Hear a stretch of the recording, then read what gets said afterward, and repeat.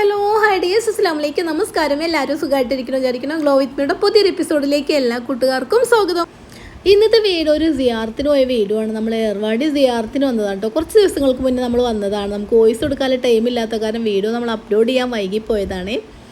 അപ്പോൾ അതാ ഇന്നലെ വൈകുന്നേരമാണ് നമ്മൾ നാട്ടിൽ നിന്ന് തിരിച്ചത്. ഇന്ന് പുലർച്ചെ ഇവിടെ എത്തിയിട്ടുണ്ട്. അങ്ങനെ ഇവിടെ വന്ന് നമ്മളൊരു റൂമൊക്കെ എടുത്ത് കുറേ സമയം കിടന്നുറങ്ങി കുളിച്ച് ഫ്രഷായി നമ്മൾ സിയാറത്തിന് ഇറങ്ങിയിട്ടുണ്ട് കേട്ടോ. ഏർവാടിയിൽ ഞാൻ ഒരുപാട് പ്രാവശ്യം സിയാറത്തിന് വന്നിട്ടുണ്ട് കേട്ടോ. എനിക്ക് അങ്ങനെ എന്തെങ്കിലുമൊക്കെ നമുക്ക് മനസ്സിൽ കുറച്ച് പ്രയാസമോ പ്രശ്നങ്ങളൊക്കെ വരുമ്പോൾ ഞാൻ പെട്ടെന്ന് നേർച്ചയാക്കുന്ന ഒരു സ്ഥലം കൂടിയാണ്. ചിലർക്ക് വിശ്വാസം ഉണ്ടാവും, ചിലർക്ക് വിശ്വാസം ഉണ്ടാവില്ല കേട്ടോ. എൻ്റെ വിശ്വാസം ഞാൻ നിങ്ങളെ അടിച്ചേൽപ്പിക്കാനും നിങ്ങളെ വിശ്വാസം ഞാൻ തകർക്കാനും ഒന്നും നോക്കണില്ല കേട്ടോ. കാരണം ഞാനെപ്പോഴും ചെയ്യണ എൻ്റെ ഒരു ലൈഫ് സ്റ്റൈലും കാര്യങ്ങളുമാണ് ഇതും അതിൽ ഉൾപ്പെടുത്തി എന്നേ ഉള്ളൂ. ഇനി ചിലരൊക്കെ ചോദിക്കും, നീ മുസ്ലിം ആണോ, നിനക്കതിന് മതമുണ്ടോ എന്നൊക്കെ ചോദിക്കും കേട്ടോ. എനിക്ക് മതമൊക്കെ ഉണ്ട്, പക്ഷേ ഞാൻ മതഭ്രാന്തി അല്ലാന്നേ ഉള്ളൂ. അങ്ങനെ നമ്മൾ ഏർവാടി സിയാറത്ത് ചെയ്തു. അവിടെ കുറേ നേർച്ചകളൊക്കെ ഉണ്ടായിരുന്നു. അപ്പോൾ അതൊക്കെ ചെയ്ത് കഴിഞ്ഞു. കാരണം എന്താ വെച്ചാൽ ഇവിടെ ഒരുപാട് രോഗികളും അതുപോലെ തന്നെ ഒരുപാട് അനാഥരൊക്കെ ഉണ്ട്.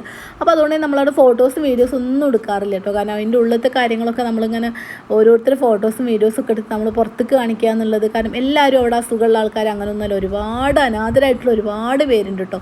അപ്പോൾ അവരൊക്കെ ഒരു പ്രൈവസി മാനിച്ച് നമ്മൾ ഒരിക്കലും ഒന്ന് വീഡിയോസും ഫോട്ടോസും ഒന്നും എടുത്തിട്ടില്ല ആരെയും.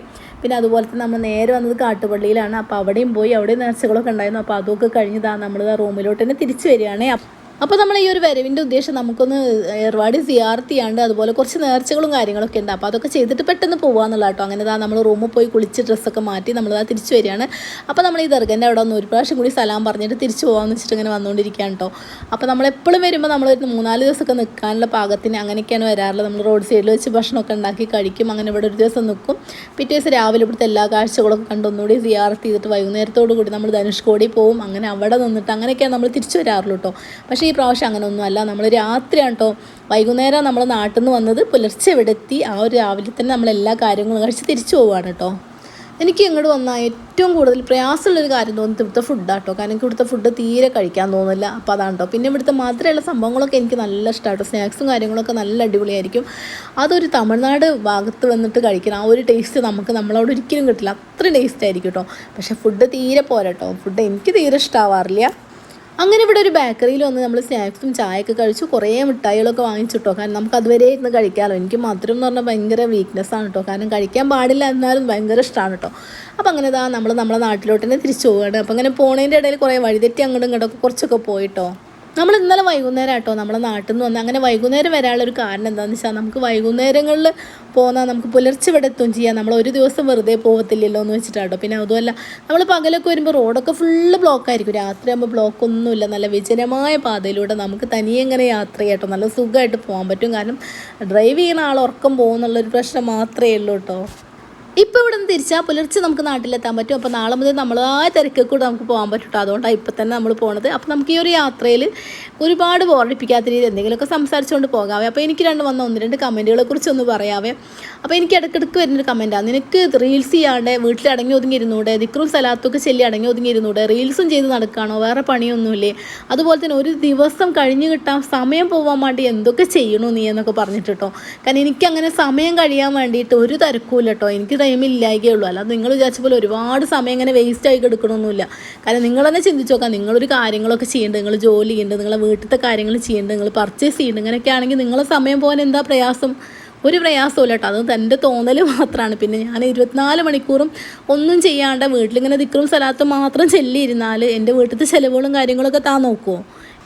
ചില ആളുകൾ മറ്റുള്ളവരെ നോക്കി സ്വയം അങ്ങ് വിലയിരുത്തുക. അവർക്ക് വേറെ യാതൊരു പണിയും ദൂരവും ഇല്ല എന്നിട്ട് ഇവർ സമയം പോകാൻ വേണ്ടിയിട്ടാണ് ഇങ്ങനെയൊക്കെ ചെയ്യുന്നത്. സ്വയം അങ്ങ് വിലയിരുത്തുക. കാരണം ചിലരൊക്കെ കാര്യങ്ങളൊക്കെ മനസ്സിലായാലും ഒന്നും മനസ്സിലാവണ്ട, ഇവരെ നമുക്കങ്ങ് തളർത്തിക്കളയാമെന്ന് വെച്ചിട്ട് ചിന്തിക്കുന്ന ആൾക്കാരുണ്ട്. എല്ലാവരുടെ കാര്യമല്ല കേട്ടോ ഞാൻ പറഞ്ഞത്.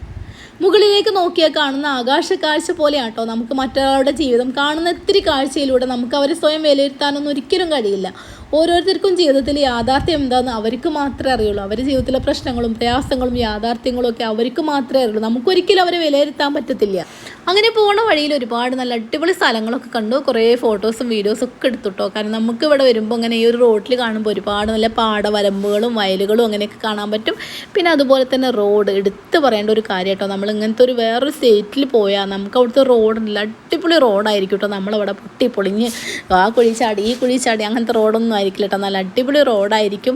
അപ്പോൾ നമുക്ക് വണ്ടി ഓടിക്കാനും നമുക്ക് വണ്ടിയിൽ ഇരിക്കാനും നമ്മളെ വണ്ടി സേഫ് ആണല്ലോ എന്നുള്ളൊരു സമാധാനമാണ് കേട്ടോ.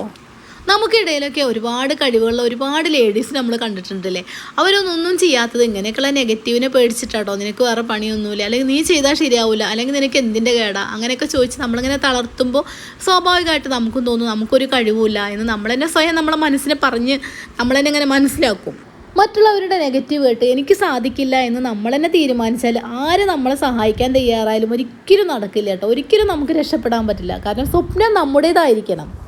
ഞാനും നിങ്ങളൊക്കെ ഓരോരുത്തരെ നോക്കി നമ്മളിങ്ങനെ പറയില്ല അവർക്ക് എന്തെല്ലാം കഴിവുണ്ട്, അവർക്ക് എന്തോരം ഭാഗ്യമുണ്ട്, നമുക്കൊരു കഴിവുമില്ല, ഒരു ഭാഗ്യമില്ല എന്നല്ലേ. അങ്ങനെയൊന്നുമില്ല കേട്ടോ.